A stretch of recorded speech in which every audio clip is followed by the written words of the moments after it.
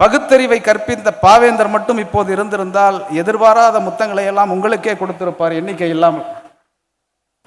அவரோ கொலைவாளை எடுக்க சொன்னார், நீங்களோ கொள்கை வாழ் எடுத்து சனாதன கழுத்தை எல்லாம் சமாதிக்கு அனுப்புகிறீர்கள். கெட்ட போரிடும் உலகினை வேரோடு சாய்க்க சொன்னார் சுப்புரத்தினம், நீங்களோ முட்டை வரும் மூடப்பகையை மூட்டை கட்டி அனுப்புகிறீர்கள் மூளைக்கு. சமரசமில்லாமல் நீங்கள் புரியும் சமரில் அண்ணாவும் பெரியாரும் அவதரித்து எழுகிறார்கள்.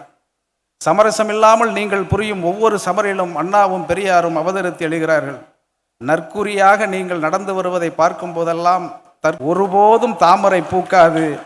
தலைவராகவும் முதல்வராகவும் நீங்கள் இருக்கும் வரை தமிழ்நாடு தோற்காது. புரட்சி கவிஞரின் சொற்கள் ஒவ்வொன்றும் சூளாயுதம். அன்னை தமிழுக்கு கேடு வரும் போதெல்லாம் அவன் எழுதிய நெருப்பு பாடல்கள் ஓம குண்டலங்களுக்கே உழவைத்திருக்கின்றன. பஜனை கோஷ்டிகளின் பந்தியிலே நலிந்த செந்தமிழை எந்திரித்து வாவென்று எச்சரித்தான் வெகுண்டெழுந்து. அன்றைய புலவர்கள் ஆபாசமே கவிதை என்று ஆர்ப்பரித்த நேரத்தில் பாரதிதாசன் ஒருவர்தான் நீலவானையே ஆடையாக்கி நிலவுக்கு சூட்டினான்.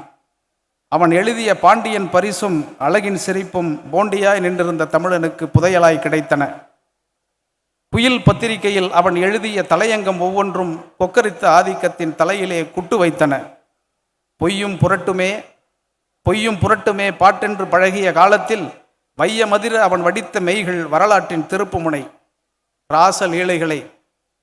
ராசலீலைகளை உங்கள் கைகளை தட்டுவதற்கு தயாராக வைத்துக் கொள்ளுங்கள். ராசலீலைகளை ரசித்திருந்த ஒரு கூட்டம் அவன் வருகைக்கு பின்னேதான் திராவிட அழகுகளை திரும்பி பார்த்தன.